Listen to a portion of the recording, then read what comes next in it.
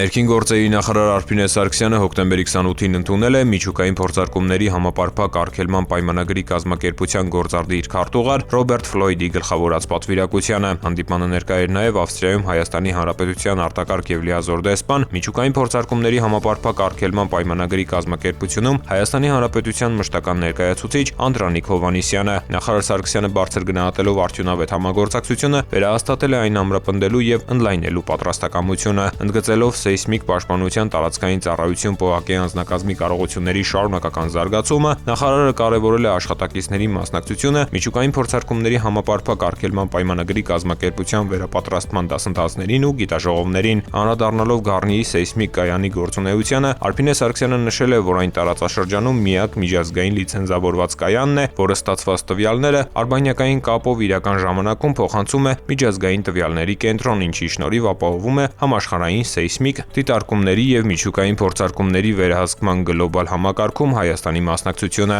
Ռոբերտ Ֆլոյդը, ողջունելով 2026 թվականին տարածաշրջանային աշխատաժողովը Հայաստանում անցկացնելու առաջարկի ընդունումը, նշել է, որ մասնակից երկրների ներկայացուցիչների համար այն կլինի միջազգային մշտադիտարկման համակարգի, ազգային տվյալների կենտրոնների ծառայությունների քննարկման, ինչպես նաև փորձի փոխանակման կարևոր հարթակ։ Ռոբերտ Ֆլոյդի խոսքով Հայաստանը միջուկային փորձարկումների համապարփակ արգելման պայմանագրի կազմակերպության համար հուսալի գործընկեր է։ Դրական գնահատելով սեյսմիկ պաշտպանության տարածքային ծառայության աշխատանքը, նա կարևորել է ազգային տվյալների կենտրոնով Հայաստանի ներկայացվածության ապահովումը համակարգում։ Ապատեղեկատվության դեմ պայքարի համատեքստում Ռոբերտ Ֆլոյդը շնորհակալություն է հայտնել Արփինե Սարգսյանին, ընդգծելով Գառնիի սեյսմիկ կայանի տրամադրած ճշգրիտ տվյալները, որոնք թույլ են տվել կանխել միջուկային փորձարկումների վերաբերյալ ապատեղեկատվության տարածումը, ամրապնդել տարածաշրջանային խաղաղությունն ու կայունությունը։ Հանդիպմանը քննարկվել են առաջիկա ծրագրերն ու նախաձեռնությունները։ Կողմերը շնորհակալություն են հայտնել Ավստրիայում Հայաստանի Հանրապետության դեսպանությանը համագործակցության շրջանակում աջակցություն ցուցաբերելու համար։